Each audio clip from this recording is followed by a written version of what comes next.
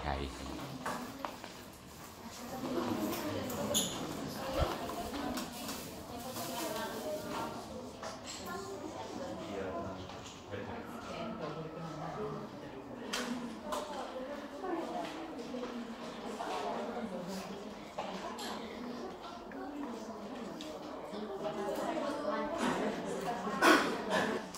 Apa topik kita hari ini? Anda nggak tahu isi dari Guru Malaka? Nambah GP apa? Kan sudah dibaca ya, order subgroup membagi order. Ya. Nah, jadi mungkin sebagian sudah dipakai di quiz ya. Jadi kalau tahu teorema Lagrange mengerjakan quiz harusnya, tapi kan tidak harus. Oke, ini kelanjutan dari bahasan kita tentang koset ya. Ya, kemarin sewaktu menghitung koset kita bekerja dengan grup S3 ya. Berapa banyak anggota S3? Nah, berarti order dari S3 itu. Nah, kemarin sewaktu menghitung banyaknya koset yang berbeda, ada berapa banyak? Terus subgroup yang kita pakai ordernya berapa? Oh, selalu sampai sih. Yaitu yang identitas dan 1, 2 atau ya banyak. Nah, itu jadi itulah motivasinya dari kemarin.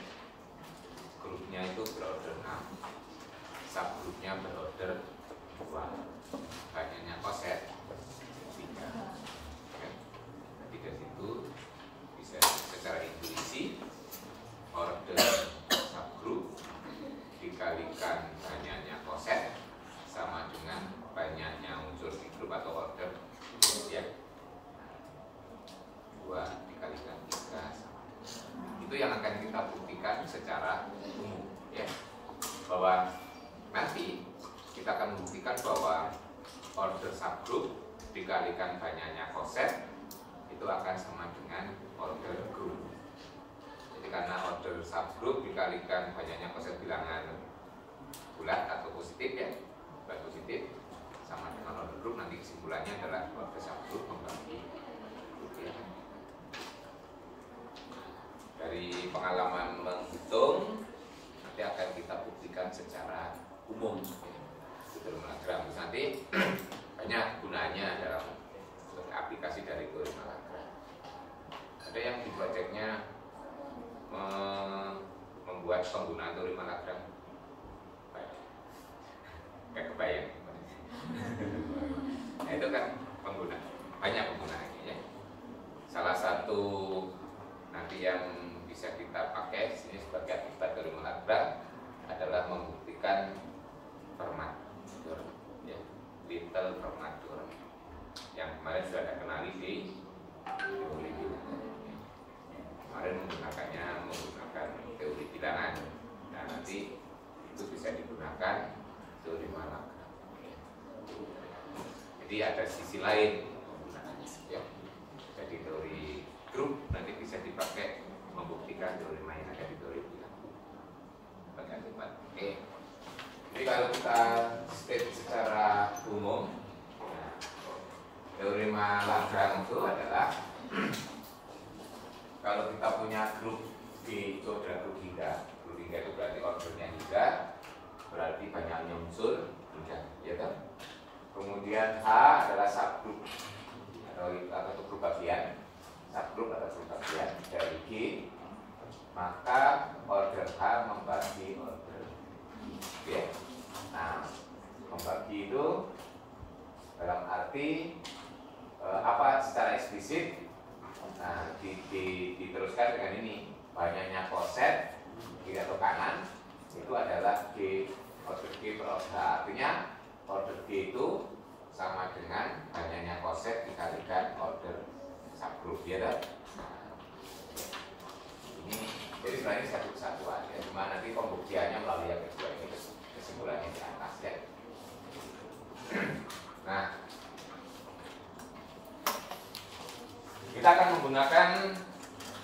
sifat-sifat yang ada di koset kemarin ya, koset bahwa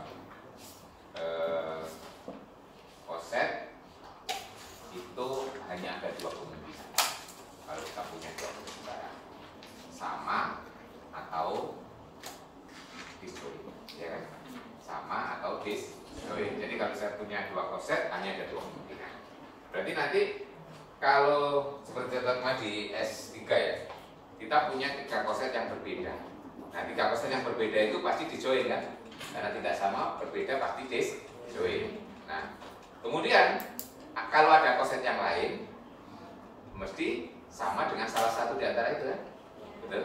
Karena sama, ya kan? Atau beda, gitu ya. Kalau beda mesti sama dengan yang lain kan, gitu ya. Nah, itu seperti itu. Nah, kemudian perhatikan kemarin, masing-masing koset itu anggotanya sama. Karena kita punya apa? Dua koset itu ada korespondensi satu-satu ya. Berarti ekivalen anggota sama. Berarti tiga koset itu masing-masing anggotanya sama, yaitu dua. Ya. Nah, padahal sendiri subgroup itu juga merupakan salah satu koset, yaitu koset yang dibangkitkan oleh identitas EH itu juga sama dengan A. Nah, artinya apa? Di situ masing-masing koset itu anggotanya sama dengan banyaknya anggota A, ya kan? Nah, anggotanya sama. Itu yang prinsip yang kita pakai kemudian. Nah, kalau kita lihat gabungan dari koset yang berbeda itu juga kembali ke grup ya. Ya. Dua nanti kalau digabung. Nah, prinsip itu yang akan kita pakai ya. Dalam pembuktian sebenarnya ya intuisinya dari yang konkret. Pertama yang kita buktikan dulu bahwa gabungan seluruh koset itu pasti sama dengan grupnya. Ya. Itu jelas. Gak peduli apakah kosetnya berbeda atau tidak, gitu ya. Mengapa? Karena kalau saya punya koset ini, jadi kalau itu G itu tadi ini grupnya, kemudian H itu subgroup dari G. Nah, kemudian A itu elemen G. Nah, AH itu pasti ini simulasinya ada aja.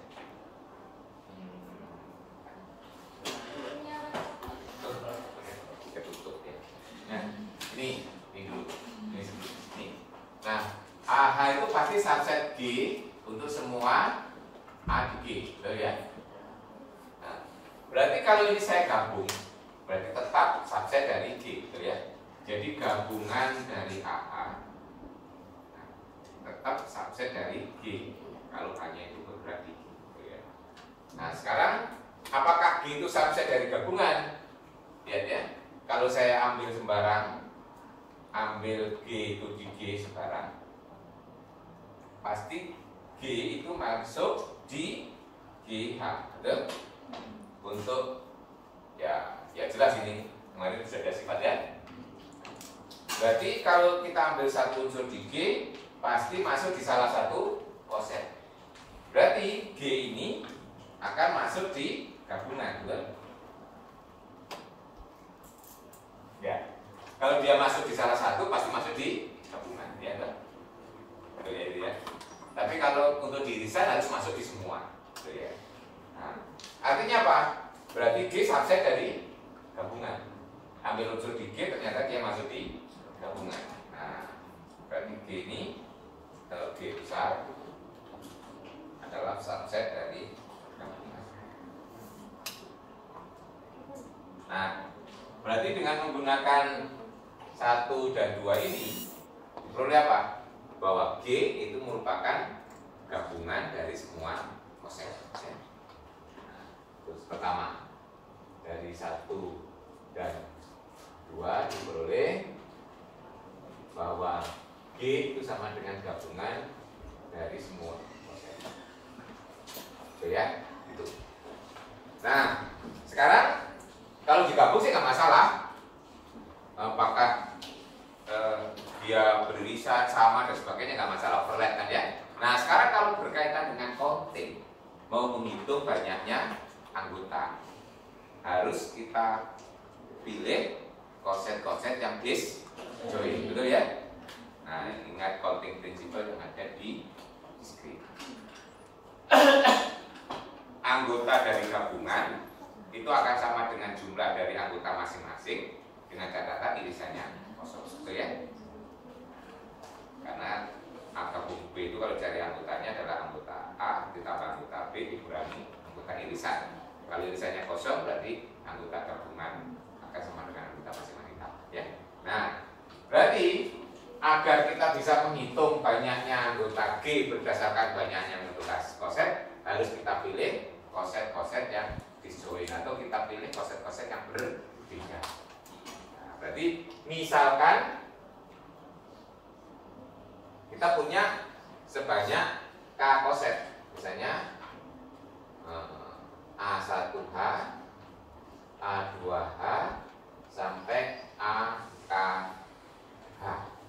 Ini adalah koset-koset yang berbeda.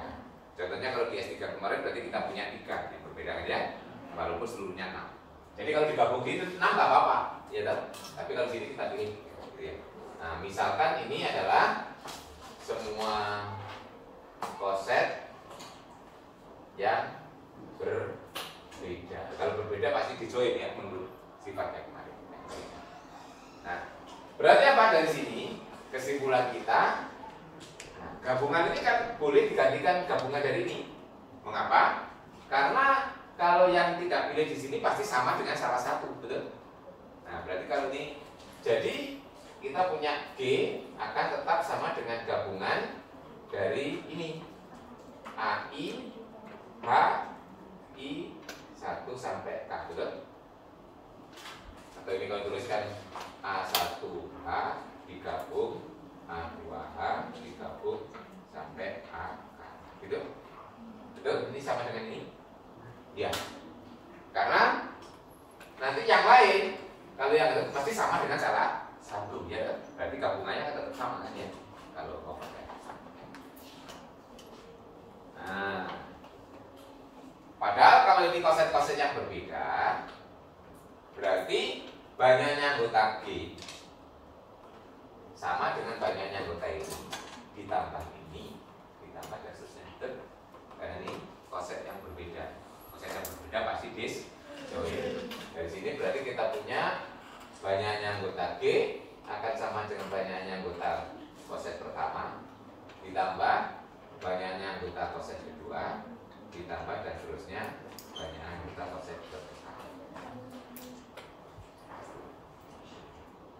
Nah, kemudian kita punya hubungan bahwa dua koset mempunyai anggota yang sama. Artinya apa dari sini?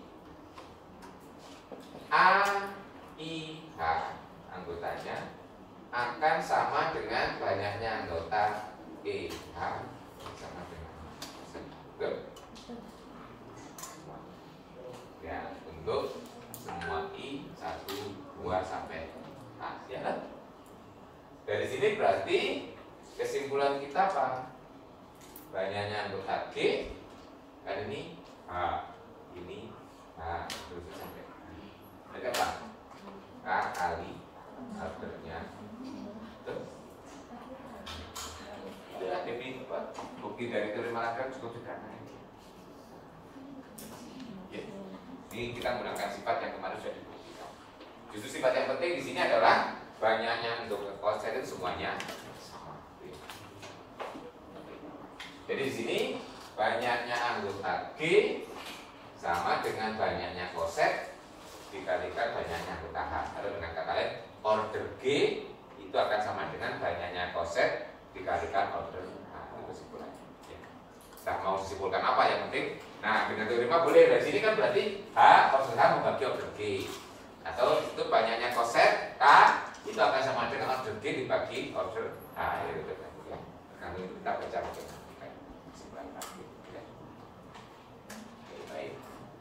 Nah, teori Malagram ini nanti sangat penting membantu kita dalam mengidentifikasi subgroup.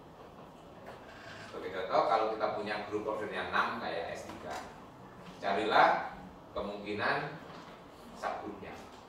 Jadi yang ada cari kemungkinan itu adalah yang nomor 1, 2, 3 atau 6.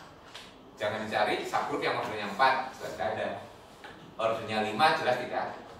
Jadi kita nggak perlu coba-coba kumpulan dari 4 unsur jadi subgroup kan. Nah, jadi yang dicoba adalah yang 1, 2, 3 atau 6, walaupun itu belum tentu loh ya. Ingat ini hanya searah implikasi kan. Jika H itu subgroup, maka order H membagi order group.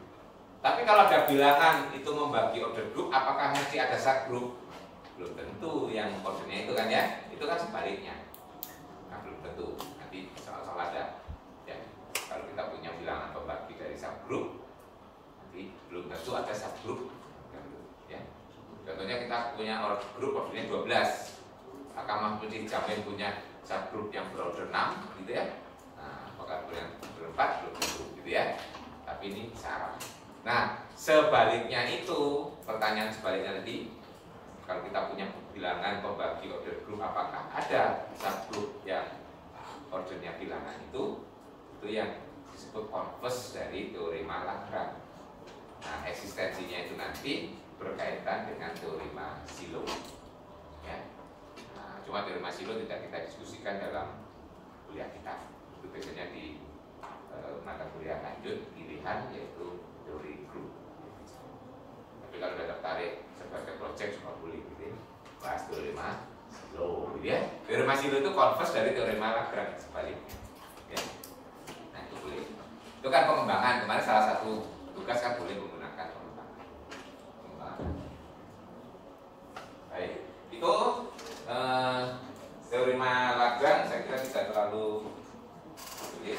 Nah, nanti dari teorema Lagrange itu kita bisa menurunkan akibat atau corollary ya.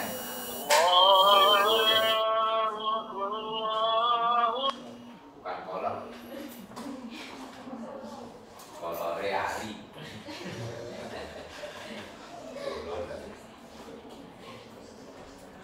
Akibat kalau diterjemahkan dalam bahasa Indonesia namanya akibat ya.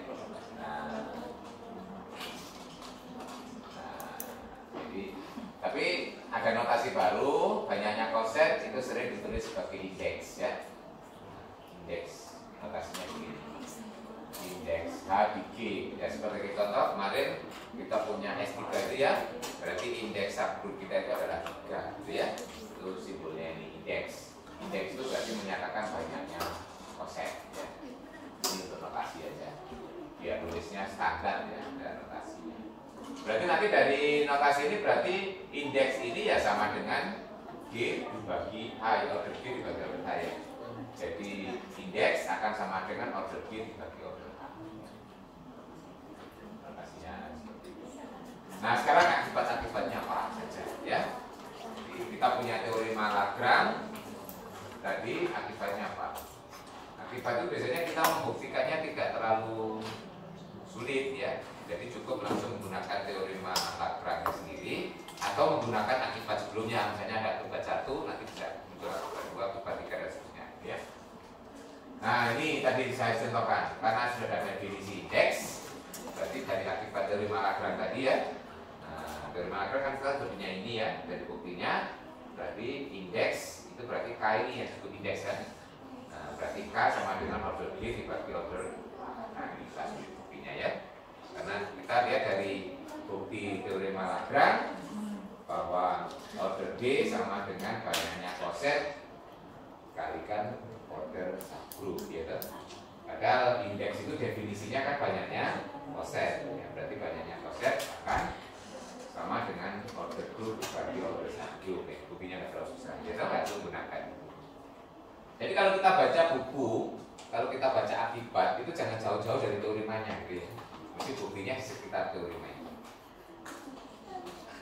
Nah, akibat kedua, jika kita punya grup G itu 3 dan A unsur di G, maka order A membagi order G ya. Nah, ini sering disebut order unsur membagi order grup. Tapi kan order subgroup membagi order grup. Kalau ini order unsur membagi order grup. Bagaimana membuktikannya? Nah, kita bentuk subgroup yang dibangun oleh A, gitu ya. Nah, jadi begitu cara pembuktiannya akibatnya. Jadi kita bentuk ini bukti untuk akibat 2. H itu adalah subgrup yang dibentuk oleh A. Jadi dari definisi order, banyaknya anggota H itu pasti sama dengan ordernya A. Kenapa? Karena A kalau dihitung kan berulang sebanyak ordernya kan ya, dari A kemudian sampai N. Kalau ordernya N itu identitas ya, berarti itu. Nah nanti setelah itu kembali ke A lagi gitu. Berarti kalau ordernya N banyak nyusul berbeda pasti N juga. Jadi A kuadrat dan seterusnya sampai A pangkat N itu identitas. Setelah itu kembali dan itu ya. Jadi di sini kesimpulan kita apa? Bahwa order H pasti sama dengan order A, gitu kan ya? Padahal H sendiri itu kan subgrup dari G ya. Ini adalah subgrup dari G. Nah, sudah selesai. Jadi order kan kita tadi punya teorema Lagrange, order H membagi order G. Simpulannya order A membagi order G. Jadi ini pembuktiannya kita bentuk subgrup yang dibangun oleh A. Nah, banyaknya anggota subgrup itu pasti sebanyak ordernya. Nah, order itu kan bilangan asli terkecil atau bilangan asli terkecil. Jadi kalau unsur itu dipangkatkan terus akan berulang sebanyak ordernya, betul ya? Ya. Begitu N identitas. N yang pertama ya. N langsung identitas. Setelah itu kembali ke A lagi. Itu sudah sama lagi kan dengan sebelumnya. Lihat itu ya. Jadi ini juga bisa untuk kontrol. Kalau kita menghitung order unsur itu bukan pembagi order grup pasti salah. Ya, misalnya kita berada di grup ordernya 12. Terus kita memangkatkan A pangkat terus setelah itu ketemu pangkat 5 sama dengan identitas ya. Nah, kita simpulkan ordernya 5, jelas salah gitu loh ya. Nah ini termasuk untuk kontrol ya. Jadi kalau di grup ordernya 12 terus kita hitung order unsurnya kok 5, jelas salah gitu ya. Tapi kalau pembaginya belum tentu ya, masih perlu dicek. Jadi lebih gampang untuk melihat salah. Itu akibat kedua. Jadi order unsur membagi order grup. Oke, yang ketiga, jika G itu grup lingga dengan ordernya prima, maka G merupakan grup siklis. Jadi gua di sini ya. Iya. Karena menurut saya akibat yang pembuktiannya sederhana, ya. Hanya menggunakan pembagian saja. Nah, ini triknya sama dengan akibat 2. Kita bentuk ya, subgrup yang dibangun oleh unsur, yaitu unsur yang diambil dari G sendiri ya. Jadi, kalau G itu ordernya prima, berarti paling sedikit anggota G itu berapa? Karena bilangan prima paling kecil kan 2. Artinya apa?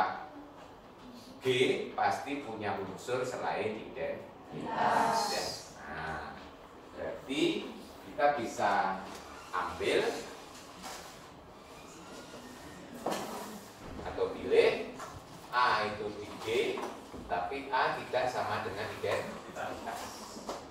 Nah sekarang lihat ini subgrup yang dibangun oleh A, ya, subgrup yang dibangun oleh A. Berarti kita punya ini, yaitu yang seperti tadi ya, A yang seperti ini. Ini kan subgrup G. Nah, kemudian dengan menggunakan teorema Lagrange, order dari H ini harus membagi order G. Berarti order H itu harus membagi P, betul ya?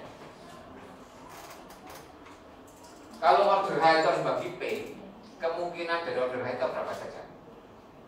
Padahal P-nya prima kan? 1 atau P, betul ya? Nah, jadi sini kesimpulannya order H-nya adalah 1 atau order H-nya P. Cuma ada kemungkinan. Kalau order H-nya itu 1, kesimpulan kita apa? Isinya hanya identitas saja. Betul? Grup yang ordernya 1 kan isinya identitas saja. Kesimpulannya apa? A sama dengan identitas. Kontradiksi kan? Jadi jika order hanya sama dengan 1, maka A sama dengan identitas. Kenapa? Karena ordernya 1 itu isinya cuma identitas saja. Akibatnya A akan jadi identitas. Nah, ini kontradiksi dengan bahwa tadi kita ambil A tidak sama dengan identitas. Jadi kesimpulan kita adalah order H sama dengan P. Betul? Nah, karena atau itu 1 nggak berlaku pasti ya kan? Ya, satunya enggak. Nah, jadi kita punya hubungan apa? Kita punya subgroup. Subgroup itu kan berarti subset. Subgroup ini hingga ya, grupnya hingga. Jadi kalau tak hingga nanti kesimpulannya bisa berbeda. Punya himpunan bagian, terus banyaknya anggota sama. Kesimpulannya himpunannya sama. Betul? Kalau hingga ya ini hingga. Grupnya kan grup. Punya himpunan bagian, terus banyaknya anggota sama. Berarti sebagai himpunan dia harus sama. Nah, tapi kalau tak hingga nggak harus. Contohnya apa? Z dengan bilangan 6, ya toh? Nah, itu tidak sama loh. Ya. Tetapi banyaknya anggota sama. Betul ya? Misalnya E itu adalah himpunan ya, genap ya. E itu himpunan bilangan genap. Z itu ya Z bulat. Banyaknya anggota E dan banyaknya anggota Z sama. Tuh. Iya, loh. Jangankan dengan loh, kayak gitu. Iya. Jadi kesimpulan ini nanti nggak berlaku kalau kita punya tak hingga ya. Ya ini kata hingga. Coba. E itu misalnya adalah ini himpunan 2x, x-nya di Z. Tuh ya. Nah, kan banyaknya anggota E itu sama dengan banyaknya anggota Z, betul? Iya. Karena bisa dibuat korespondensi satu-satu, yaitu dari Z ke E, ya. X dikaitkan dengan 2x, itu kan korespondensi satu kan? Itu berarti menyatakan banyaknya anggota E dan banyaknya anggota Z itu sama. Tetapi E tidak sama dengan Z, betul sebagai himpunan. Nah, gitu ya. Jadi kalau kita hingga, ini masih mungkin banyaknya anggota sama, tetapi himpunannya tidak sama. Nah, tapi kalau hingga harus loh, ya, harus sama ya. Himpunan bagian, terus anggotanya sama pasti sama, betul ya. Kalau nggak sama, tuh kurang ya. Berarti anggotanya nggak sama juga. Nah, berarti kesimpulan kita dari sini H akan sama dengan G atau ini sama dengan G. Berarti ada unsur di A sebagai pembangun dari G. Berarti G adalah siklis. Ini kan definisi siklis loh. Ada unsur di G, ada siklis. Jadi ini juga hanya searah ya, indikasi. Kalau ordernya prima, maka dia adalah grup siklis. Sebaliknya belum tentu. Banyak grup yang ordernya tidak prima tapi siklis. Gimana itu? Contohnya tadi kan Z. Kalau N-nya nggak prima juga siklis toh? Iya. Pembangunnya paling tidak satu. Gitu. Contohnya apa? Z4 gitu aja. Iya. Z4 kan ordernya 4 gitu. Nah, dia siklis gitu. Jadi kalau ya pertanyaannya kan ada siklis. Harusnya yang bagian itu ada sepeda yang kemarin kita sudah membahas waktu berbicara grup siklis ya. Zn, n berapapun itu merupakan salah satu contoh dari grup siklis. Pembangunnya satu, tapi ada pembangun yang lain, yaitu yang relatif prima dengan n ya. Nah,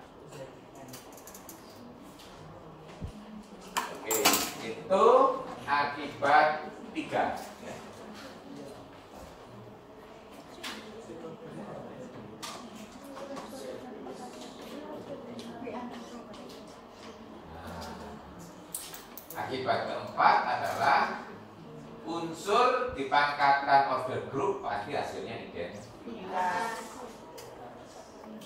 Ini buktinya bisa menggunakan akibat 2. Ya, akibat 2. Nah, kalau order unsur membagi order group, ya. Nah, nanti order grupnya ini dibagi order unsur. Ya. Jadi kalau A itu di G, berarti kita punya order A membagi order B, ya.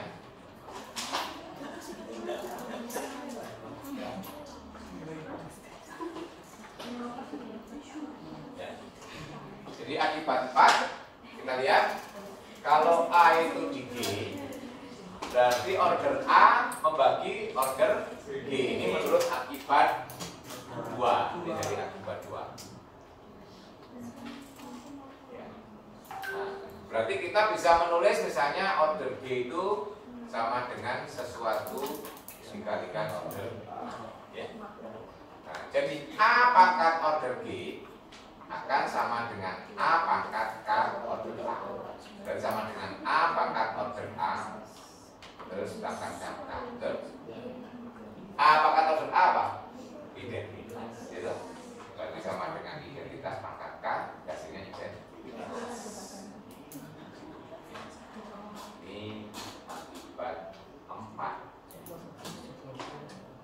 Jadi ini nanti bisa dipakai sebagai contoh di S3 itu ordernya 6.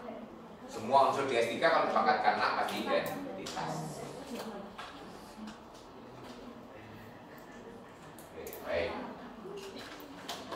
Nah, sekarang akibat 5 ya. 5 ya. Oh, tetap 4. Ini diralat 5. Tertulis 4 harusnya 5 ya. Ini format yang Anda jumpai di teori bilangan kemarin ya. Kalau saya punya P itu bilangan prima dan A bilangan bulat sebarang, maka A pangkat P kongruent dengan A modulo P. Masih saya dapat ini ya di teori bilangan. Tapi ini kita buktikan cara lain, tidak menggunakan cara yang di teori bilangan kemarin, tapi dengan menggunakan teori grup ini, yaitu dengan menggunakan teori Lagrange. Atau ini bisa juga dari akibat 4 ya, langsung dari akibat 4 bisa. Nah, kita bisa menggunakan grup UN. Kemarin apa UN itu? Nah, ya isinya sebagai himpunan isinya adalah bilangan asli atau bilangan bulat positif kurang dari N dan relatif prima terhadap N. Terus akan menjadi grup dengan operasi modulo N ya. Betul? Bisa sering dipakai ya. UN ya. UN. Sebagai contoh U4 itu isinya cuma 1, 3. U5 1,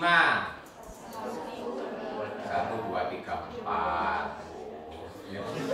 Masa boleh sih bilangan relatif prima aja susah. Bilangan masih kecil-kecil ya. U6 1, 5 ya toh. U7 1, 2, 3, 4, 5, 6. Aja. Ya, bilangannya kecil-kecil aja ya. Nanti tanya U 2023 berapa banyak? Saya tanya anggota dari U 2023 berapa banyak? Nah, kalau seperti itu biasanya nggak ditanyakan listnya, tapi berapa banyak, gitu ya? Cara ngitungnya sampai sudah dihitung ya. Nah, yang penting dia adalah bilangan yang tidak terbagi oleh pembagi dari 2023, betul ya? Itu kan relatif prima kan itu nggak punya faktor yang sama kan? Nah, jadi ini nanti kita gunakan jadi aplikasi dari Lagrange, tapi kita terapkan pada G-nya itu adalah UN, lebih tepatnya sini UP, ya, N-nya P ya. Nah, kalau UP anggotanya apa saja? UP. P-nya prima. 1, 2, 3, 4 sampai P-1, betul? Iya. Semua bilangan yang lebih kecil dari P pasti relatif prima dengan P, toh? Ingat sifat bilangan prima. Bilangan prima itu kalau ketemu bilangan bulat sembarang hanya ada dua kemungkinan, membagi atau relatif prima, betul ya? Nah, padahal bilangan 1 sampai P-1 kan nggak mungkin terbagi oleh P, toh? Nah, berarti pasti relatif prima. Jelaskannya menggunakan itu di teori bilangan kemarin berarti pas. Semester kemarin bagus sekali ya. Jadi sekarang kita terapkan di situ adalah UP ya. Grupnya adalah grup UP ya. UP itu isinya adalah 1, 2 dan terusnya sampai P-1. Ini adalah grup dengan operasi kali modulo P, gitu ya. Ini grup terhadap operasi kali modulo P. Ya. Nah, ordernya berapa ini? Ya P-1 ya toh. Ordernya adalah UP, order dari UP adalah P-1. Nah, sekarang kita lihat. Kalau saya punya bilangan bulat berapapun, kan bisa dibagi dengan P dengan menggunakan algoritma bibit, ya. Jadi kalau saya punya A itu bilangan bulat, itu kan berarti A bilangan bulat sembarang, gitu. Nah, berarti kalau dibagi P, A itu bisa ditulis misalnya P kali Q ditambah R, gitu ya. Ini algoritma bibit. Bisa dengan catatan R-nya ini. Betul? Oke, sampai di sini semuanya oleh dari teori bilangan. Terus, makanya di kelas akhir kemarin waktu teori bilangan saya pesan bahwa itu nanti teorinya banyak dipakai di kuliah berikutnya. Kemarin ada bukan kelas kayak ini, berarti nggak dapat pesan.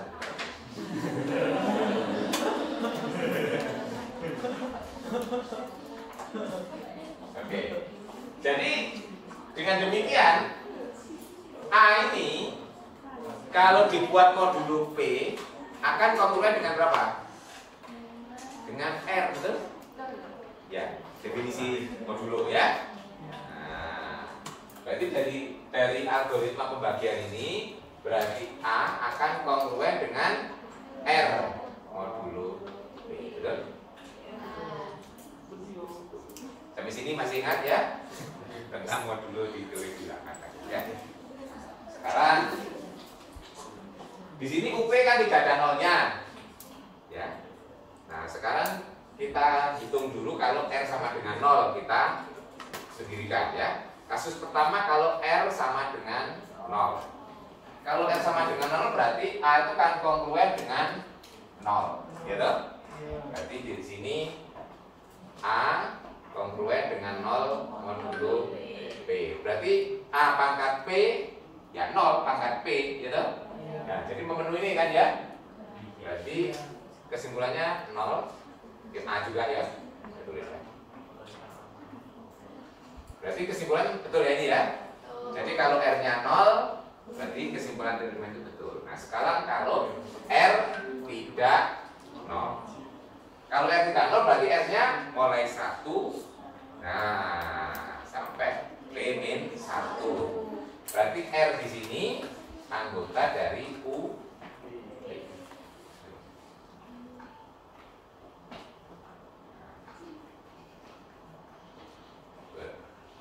Dari salah satu di antara ini kan ya.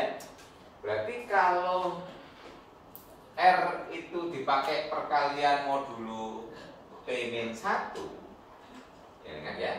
Di sini R dipangkatkan UP. Nah, ya. Menurut akibat 4 sama dengan apa ini? Identitas. Identitas itu sama pasti UP. Tuh, betul ya? Nah, ini akan kongruen dengan 1. Ya. 1. Ini saya tulis kan R pangkat P min 1. Betul ya? Ini kongruen dengan A pangkat P min 1. Betul? Ya. Karena A kan kongruen dengan R, berarti A pangkat P min 1 juga kongruen dengan R pangkat P min 1, ya toh? Terus sama ini 1, semuanya modulo P, ya toh? Sekarang kalau dikalikan A kan diperoleh dari mana? Berarti A pangkat P akan sama kongruen dengan A, ya toh? A pangkat P kongruen. Buktinya relatif lebih pendek dibandingkan bukti yang ada di cerita. Menggunakan akibat dari. Jadi ini menggunakan bahwa unsur dipangkatkan order sama dengan identitas ini kata kuncinya ya. Unsur dipangkatkan order identitas. Ya karena kita pakai modulo berarti sini bukan sama dengan, tapi yaitu ada buku yang nulis sama dengan juga nggak masalah ya, buku tulis ulang yang kemarin sama dengan. Tapi kalau saya lebih suka dibedakan ya biar tidak rancu. Ini bukti diterima format tapi menggunakan akibat teori malam. Jadi relatif lebih singkat.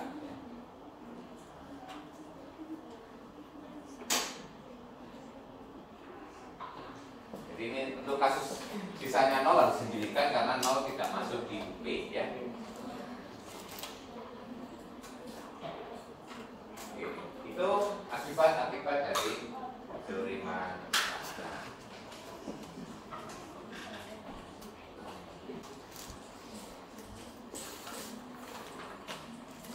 Nah sekarang kita akan melihat hasil perkalian dari dua subgrup untuk banyaknya anggota.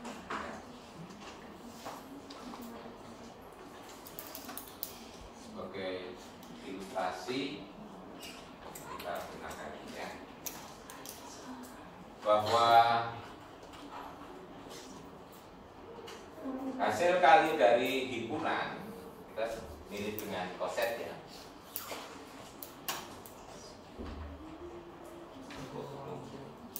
Balik ini bukan kelihatan.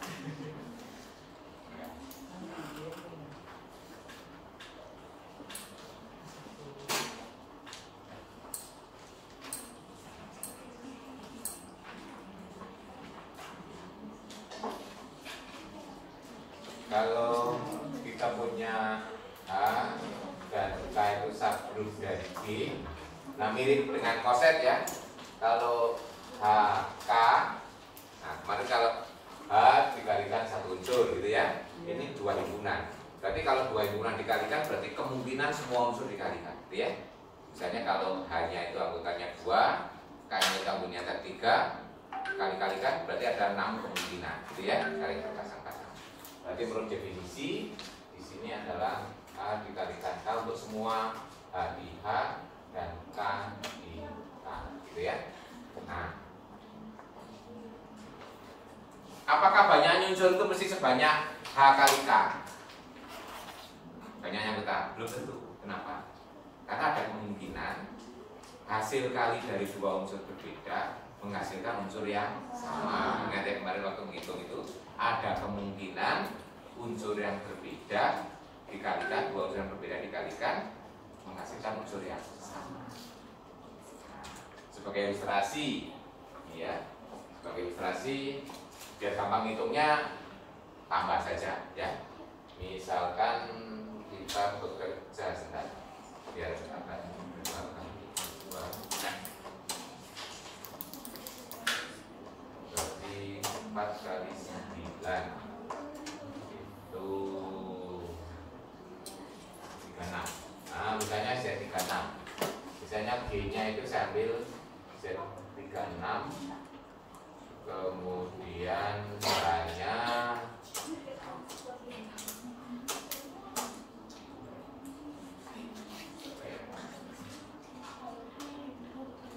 6,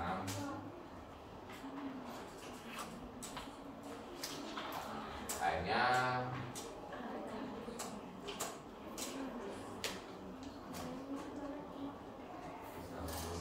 4, berarti banyaknya unsur 9 dibangun oleh 6.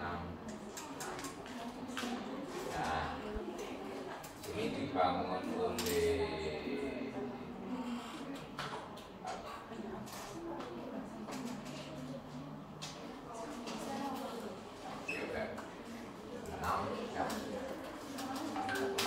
Ya, misalnya dibangun oleh 4, berarti 0, 4, 8,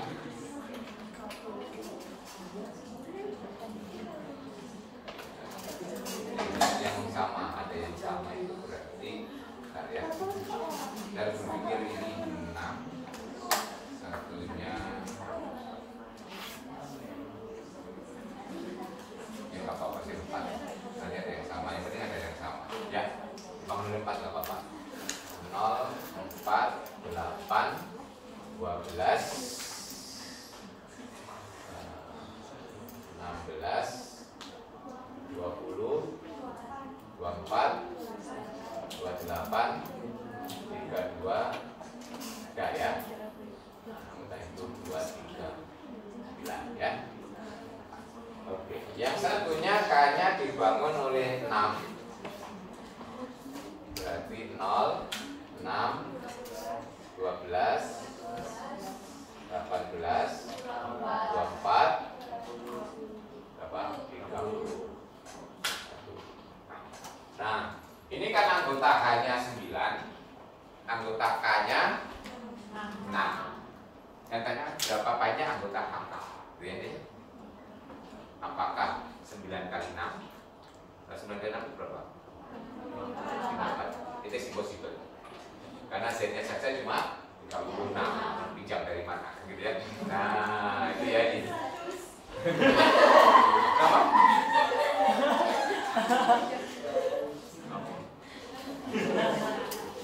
Oh, 100. 9 kali 6 kok 100 ya. Ya. Jadi kita akan mencari nih berapa sih banyak anggota ini, ya, ya kan? Nah, ini memang kalau mau menghitung ya dikalikan semua. Nah, sebagai ilustrasi ini sebagai ilustrasi biar Anda punya pengalaman ya. Kalau ketemu sifat itu biar gak langsung menghafal gitu ya. Jadi inginnya begitu ada ilustrasinya. Nanti teorimanya gampang ya, teorema itu kan sudah ditemukan orang, cuma kita teorema itu gambarannya dari mana gitu ya, biar punya ilustrasi. Nah, sekarang kita hitung saja. Ini HK kita hitung. H-nya ada sebanyak 9, K-nya sebanyak 6. Oke, K-nya taruh di atas 0, 6, 12, 24, 18 atau hilang 18 ke atas sedikit ya.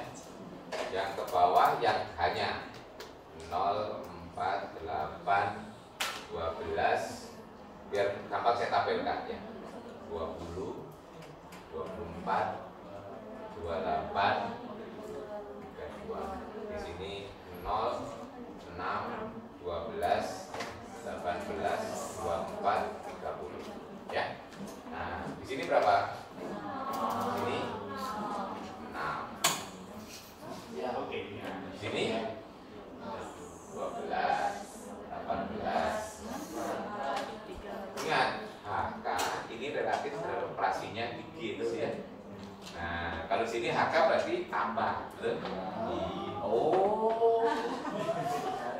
Kan Z ini operasinya tambah. Ya tadi saya buatkan tambah biar cepat ngitung. Kalau kali kelamaan kan ya, kali lama tambah. Ini HK berarti ya, ini kan dioperasikan. Nah, operasinya berarti tergantung di grupnya. Kalau Z36 operasinya apa? Tambah, nggak mungkin kali kan? Oke. Ini berarti 4, 10, 16, 22,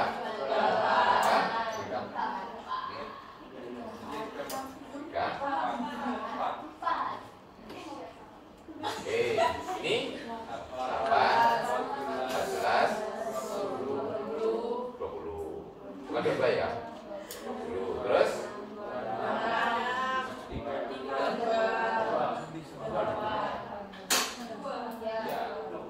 Ya, buah. Terus?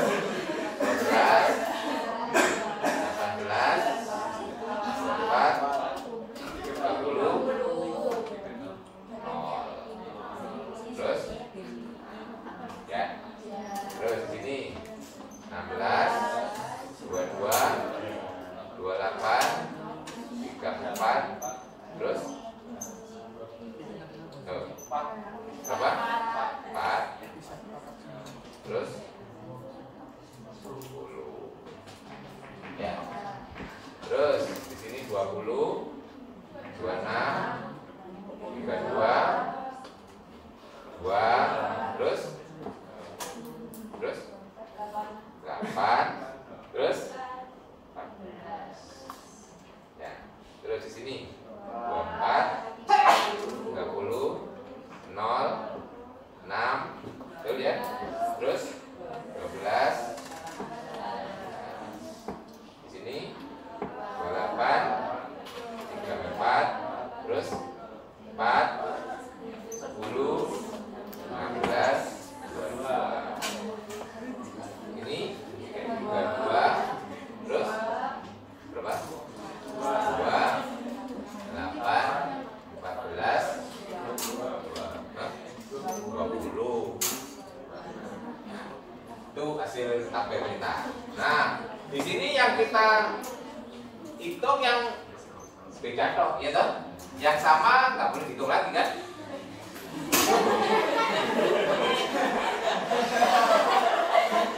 Nanti saya tolak jadi dulu ya. Nah, sekarang coba.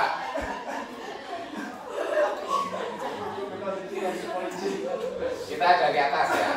Ini masih muncul ya toh. 4, 10 ini belum double. 8, 14, 20, 26, 32, 2. 12 sudah muncul di sini ya. 12 nggak boleh, 8 nggak boleh, 24, 30, 0, 6, 16 sudah, 22, 28, 34, 4, 10. 20 juga nggak boleh ya, sudah muncul loh. 26, 32, 2, 8, 14. Ini juga bisa sudah muncul di sini ya.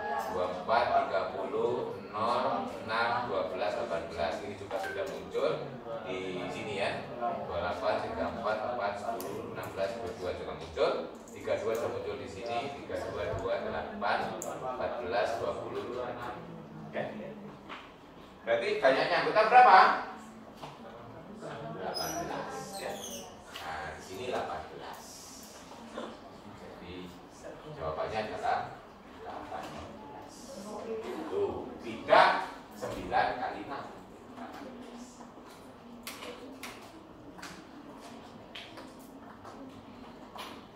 Sekarang coba lihat dari intuisi ya, intuisi dan dulu ya.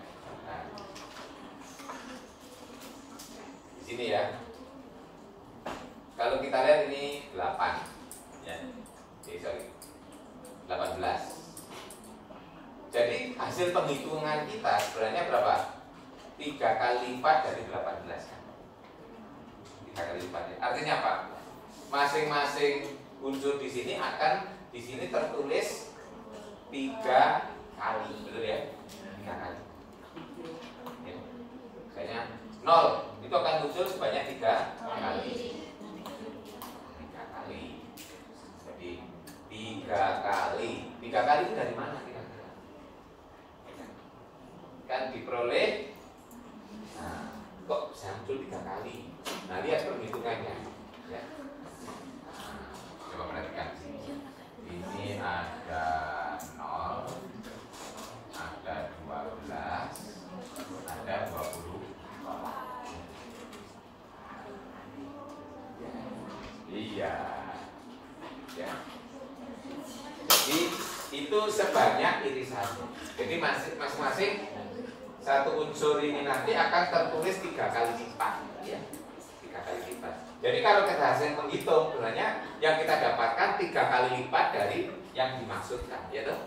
Nah, berarti dari sini sebenarnya kalau kita cari banyak unsur H dikalikan banyak unsur K, itu adalah 3 kali lipat dari yang kita maksudkan, betul ya? Nah, agar persis berarti harus dibagi yang 3 kali kan?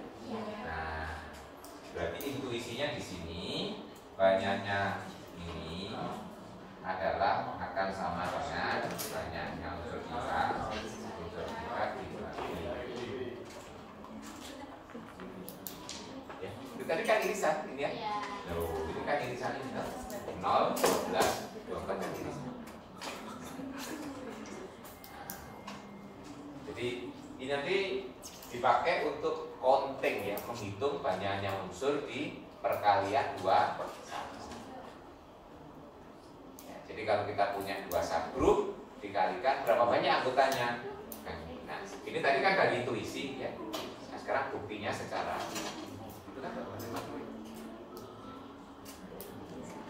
jadi agar bisa dipakai secara harus dibuktikan kita tergantung contoh gitu ya, nggak boleh berdasarkan contoh. Nah, contoh itu hanya untuk intuisi merumuskan teori atau sifat gitu ya, tapi setelah dirumuskan harus dibuktikan secara umum.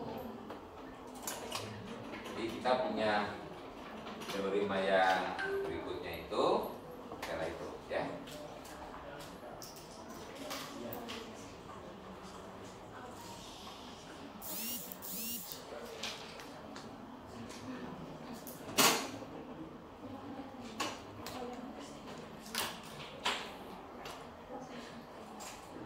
Intuisinya tadi ini yang hitungnya ya.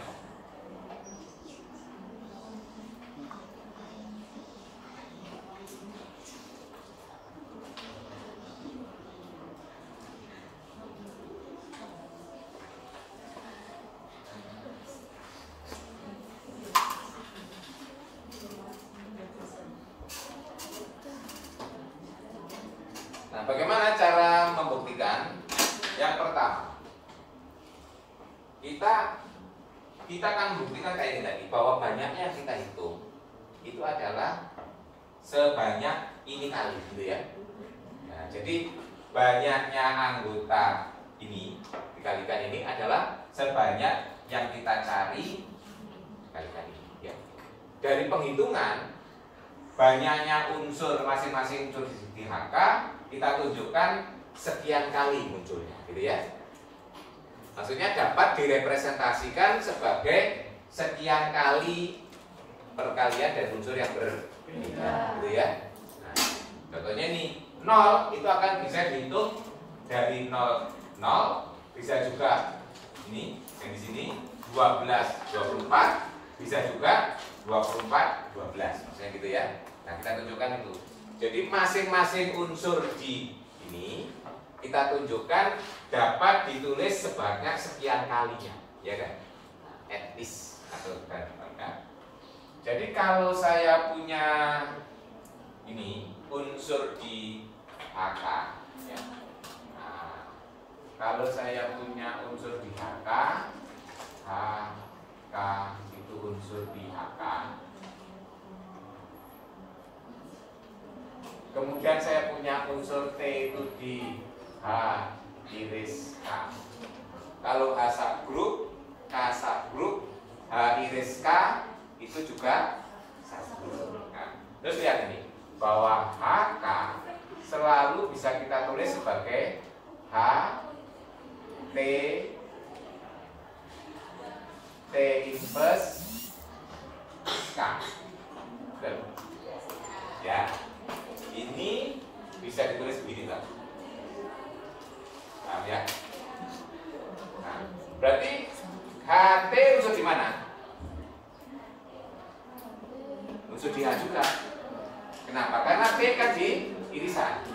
irisan pasti di H. Berarti ini unsur di H. Ini unsur di K. Berarti ini representasi dari unsur di H. Nah, berarti ini bisa ditulis sebagai H aksen, K aksen. Artinya apa? Kita punya dua unsur yang berbeda. Ini berbeda dengan ini berbeda dengan ini, tapi menghasilkan unsur yang sama. Dari sini kesimpulannya apa dari sini? Paling tidak masing-masing unsur di HK bisa ditulis sekian kali, tergantung banyaknya T, gitu ya. Tapi mungkin ada ekspresi lain selain tergantung dari unsur di T. Berarti kesimpulan kita apa? At least, ya, paling sedikit unsur di HK bisa ditulis sebanyak ini kali, minimal ya. Paling sedikit sekian kali, betul ya. Paham dari sini? Berarti di sini kesimpulan kita masing-masing unsur di HK dapat ditulis paling sedikit sekian kali. Ya, paling sedikit tuh ya. Kenapa? Karena masih mungkin ada penulisan selain ini, betul ya. Ini kan yang berbeda lagi ya, paling sedikit sih ya. Jadi kesimpulan di sini, kesimpulannya masing-masing unsur di HK dapat ditulis paling sedikit.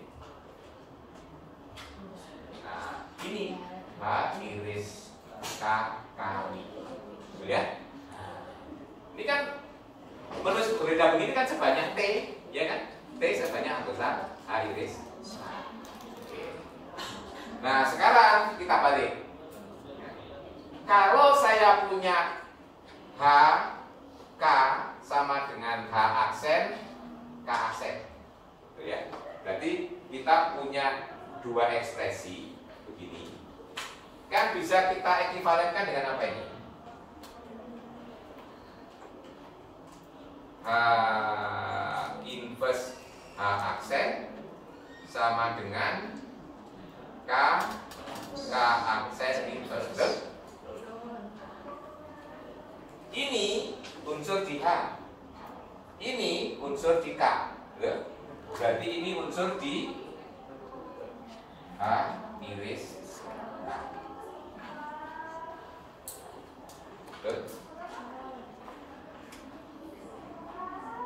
Misalkan kita sebut aja ini S. Sebut S itu sama dengan H inverse H aksen sama dengan K aksen inverse. Nah, ya. Kita punya ini adalah unsur di sini. Dari sini apa kesimpulan kita?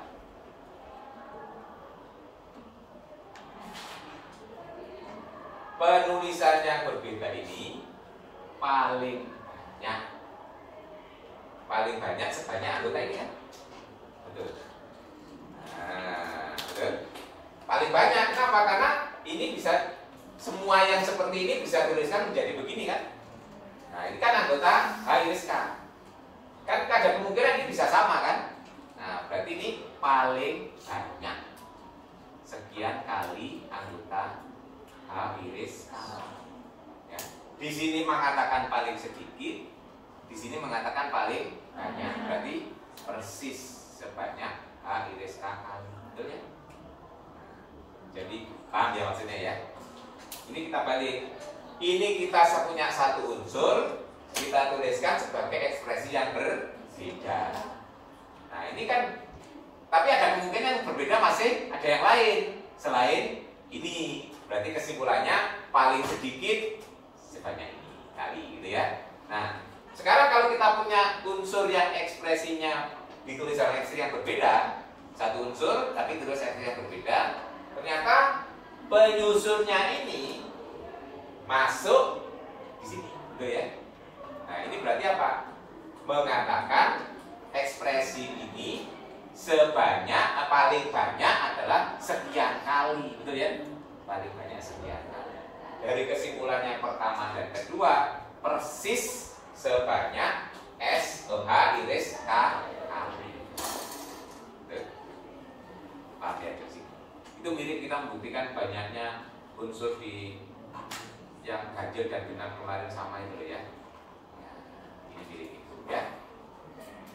Dari sini mengatakan bahwa unsur di HK dapat ditulis paling sedikit sekian kali ya. Contohnya ini paling sedikit 3 kali gitu. Nah, dari sini mengatakan paling banyak 3 kali gitu ya. Nah, berarti kesimpulannya persis 3 gitu ya. Karena ini menyusun, ini mengembang gitu loh ya. Mengembang ini masih kemungkinan ada yang lain, makanya ini kemungkinannya paling sedikit gitu. Kalau ini menyusun berarti paling banyak karena ada bisa kurang dari ini kalau menghasilkan unsur yang sama gitu ya. Jadi kesimpulan dari dua ini, dari sini kan kesimpulannya hampir sama ini. Masing-masing unsur di HK paling banyak ditulis sekian kali ya. Jadi kesimpulan ini masing-masing unsur di HK dapat ditulis paling banyak. Nah, jadi kesimpulannya masing-masing ya, dari kesimpulannya jadi masing-masing unsur di HK dapat ditulis persis H iris K ya. Jadi setiap kalinya agar terhitung 1 kali. Nah, berarti harus begini ya. Harus dibagi gitu ya. Jadi hanya anggota ini kalau ini terus dihitung sebanyak perkaliannya ternyata sekian kali gitu kan ya. Nah, supaya terhitung 1 kali harus dibagi. Ini mirip counting yang ada di skrip. Kenapa harus dibagi? Karena terjadi multiple ya kan? Jadi satu unsur di sini terhitung sekian kali gitu ya. Satu unsur terhitung sekian. Contohnya ini satu unsur itu akan terhitung 3 kali. Satu unsur 3 kali berarti ya banyaknya anggota ini banyak tapi dibagi 3 gitu ya supaya persis gitu ya. Ini ilustrasinya ya. Ini bukti umumnya.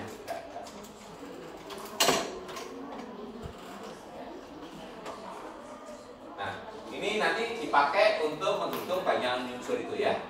Karena nanti HK itu sampai di sini masih banyak kemungkinan. Kalau saya punya H itu subgroup, K itu subgroup, H kali K itu masih mungkin subgroup, masih mungkin bukan, ya toh? Yang penting di sini kita hitung banyaknya anggota. Nanti pada diskusi selanjutnya kita akan mengidentifikasi kapan HK itu akan jadi subgroup, ya. Nanti pada saatnya, ya. Dan sekarang, kalau sekarang kita concern penggunaan teori materi. Nah, teori mas secara umum sampai di situ.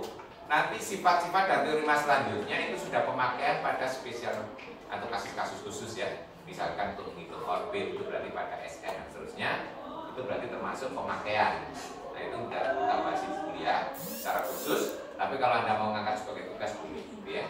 Nah, misalnya orbit apa itu kan berarti itu pemakaian teori Lagrange khusus di SN gitu ya.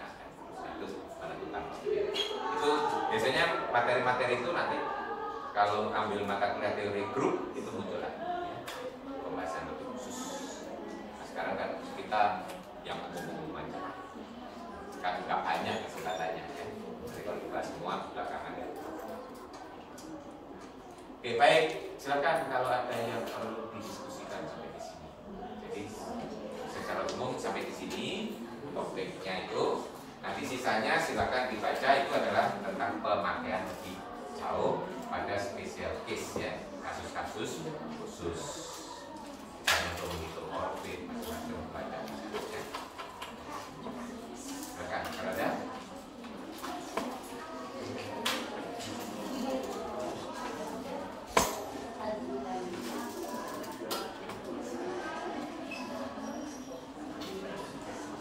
Itu tadi ada soal apa?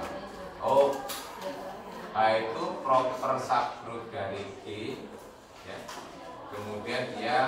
K itu proper subgroup dari H, ya kan?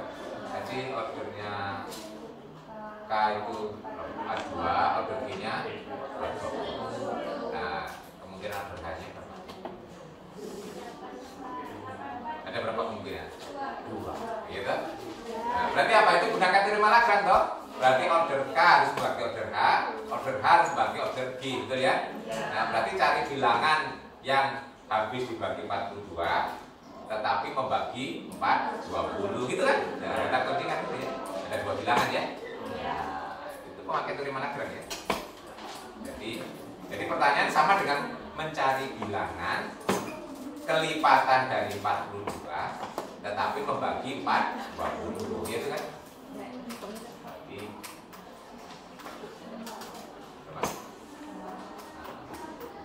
42 kali 2 dan 42 kali 5 ya.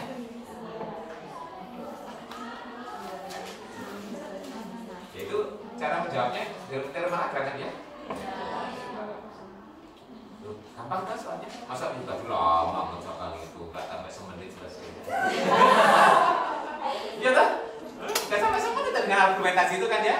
Berarti argumentasi kan order K membagi order H dan order H membagi order K, ya toh? Jadi order H itu adalah suatu bilangan kelipatan 42 dan membagi 420, selesai ya. Anak SD bisa mencari sebenarnya. Iya kan kalau sudah begitu. Tapi kan di rumah Lagrange anak saya nggak tahu. Tapi kalau mencari bilangan, ya kan kelipatan 42 dan membagi 40 bisa sih ya. Gak lama tadi mengucapkan kuis lama. Karena Anda belum membaca, katanya ya. Ini nggak apa-apa, kuis paling nggak sampai 5% lah pengaruhnya, ya kan? Iya toh, proyeknya udah 50%. TS pasnya 20 kan ada lain-lain macam-macam, ada tulis, aktifan, tugas ya, itu kan nggak bisa kuis sekali pengaruhnya kan.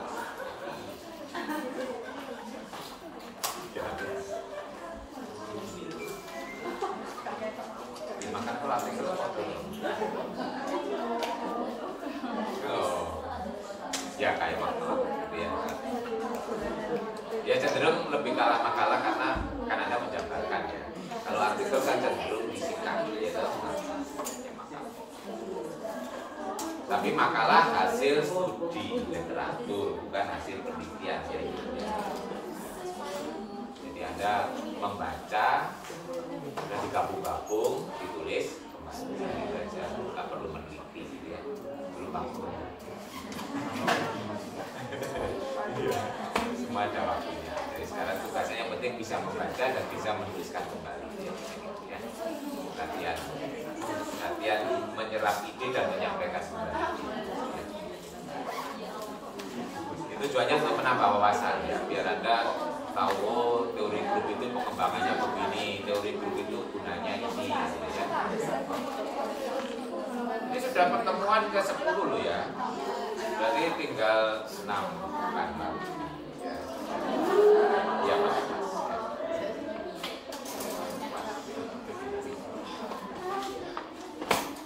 Kalau Anda ini nggak sempat presentasi tapi mata kuliah yang bukan grup ya, mata kuliahnya Pak Eri yang pesertanya nggak banyak, yang mata pemilihan itu proyek sempat dipresentasikan.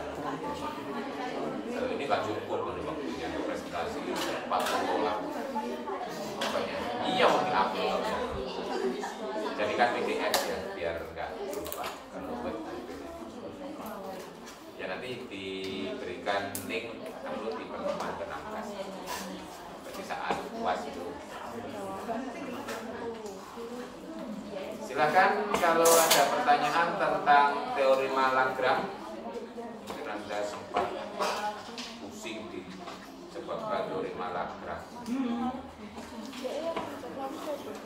Teori Lagrange itu nanti juga akan Anda ketemu lagi di kalkulus aja ya. Yang mencari maksimum minimum kayak itu berdasarkan constraint ya, fungsi fantasi itu bisa menggunakan. Tapi bukan ini di rumah Lagrange, tapi versi lain. Bukan di rumah Lagrange. Lagrange itu ya karena dulu namanya ahli matematika kan neuron semua bisa. Kalau sekarang kan kalau ahli aljabar ya aljabar, kalau sekarang ya kalau dulu karena belum banyak yang dipelajari, di sini bisa dimana-mana. Seperti Newton itu di fisika ada, di matematika ada, ya dan di mana-mana. Dulu ilmunya masih sedikit. Terus sekarang jarang orang punya kepandaian banyak bidang. Matematik saja sudah spesifik lagi gitu ya. Matematik analisis, matematik aljabar. Nanti aljabar sendiri teori grup, teori modul, teori ring, gitu ya sendiri-sendiri. Kalau sudah riset levelnya doktoral gitu ya, sudah spesifik ya. Kalau Anda kan ini biar punya wawasan, Anda nanti penelitiannya kan tidak tentang grup ya, tidak tentang pembelajaran ya. Tapi bisa juga bagaimana membelajarkan teori, dan ini termasuk materi sulit yang mengajarkannya ya. Ya kalau Pak Eri strateginya tadi sering dipakai, diberi ilustrasi dulu, baru disimpulkan. Itu salah satu dengan prinsip bahwa orang itu belajar yang abstrak bisa dimulai dari yang konkret. Itu teori studinya aja gitu ya. Kalau orang itu langsung abstrak, kalau teori itu langsung abstrak gitu ya, nggak kebayang sama sekali. Tapi kalau saya ngitung kebayang itu masih konkret, terus diambil suatu kesimpulan. Jadi mungkin secara itu kalau belajarkan. Dulu pernah masih dosen muda itu langsung nonton teori nggak ngerti sama sekali mahasiswanya gitu. Tapi ya nggak mudah cari ilustrasi gitu ya, memilih contoh yang pas dengan teorema yang mau diajarkan sebagainya, tidak perlu visi, perlu pengalaman. Oke, tugas Anda masih ada di LMS ya, yang dikumpulkan sehari sebelum pertemuan berikutnya ya, untuk desain 4 atau 5 sudah ada, kalau Anda mau mengerjakan bisa. Itu baru sebagian, nanti kalau kurang silakan dibuka bukunya, soalnya masih banyak yang lain ya. Kalau bukunya kalian kurang soalnya, cari buku yang lain, masih banyak juga ya, tentang Lagrange. Di internet juga silakan browsing, cari problem of Lagrange theorem gitu nah. Wah,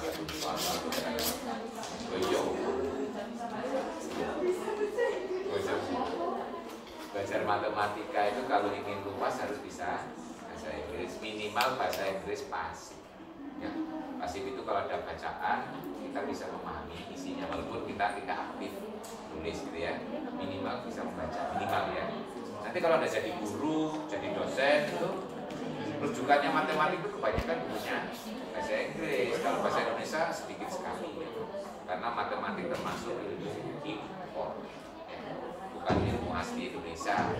Kalau ingin belajar ilmu asli Indonesia, misalnya jadi guru PPKN, bahasa Indonesia, bahasa daerah gitu ya. Nah, itu ilmu asli sini, di tempat lain nggak ada gitu ya. Tapi kalau matematik itu universal dunia ya. Jadi makanya ahli matematik itu susah untuk berkembangnya. Kenapa? Karena kontrolnya internasional. Misalnya saya nulis artikel tentang teorema itu yang lihat orang sedunia gitu ya. Untuk melihat benar salahnya itu orang sedunia. Tapi Anda membuat teorema tentang PPKN gitu ya. Nah, bagaimana cara hidup mengatur masyarakat berdasarkan Pancasila gitu ya. Orang lain cuek, orang Indonesia kan nggak peduli ya, karena tapi begitu tentang matematika semua merasa terlibat ya, termasuk ini. Dan aljabar termasuk ilmu yang namanya masih orisinal dan dibuat sampai sekarang ya. Aljabar seperti dibuat oleh Al-Khawarizmi ya, dan itu salah satu asmaul husna. Itu motivasi saya. Itu termasuk yang motivasi saya belajar aljabar ya. Karena termasuk ilmu yang masih orisinal namanya aljabar. Walaupun dalam bahasa Inggris aljabar. Dan itu nama asmaul husna. Orang kan punya motivasi sendiri-sendiri untuk belajar. Tapi Anda kalau suka Pak Heru, waduh terbuka, dan nanti S2 mau ngambil aljabar, S2 SPR. Saya dulu S1-nya pendidikan kan, saya itu S2 S3 ngambil aljabar. Kan orang boleh berubah pikiran soal dosen ya. Anda nanti langsung nggak mau jadi ahli pendidikan, gitu. Ahli matematika. Oke, cukup ya. Oke, silakan dipelajari lebih jauh. Terutama target yang paling dekat adalah menyelesaikan tugas yang ada di LMS ya. Kalau kurang silakan lihat di buku atau di buku lain atau masih belajar matematika untuk meningkatkan keterampilan. Nggak ada cara lain selain exercise latihan. Oke, sampai ketemu lagi insyaallah.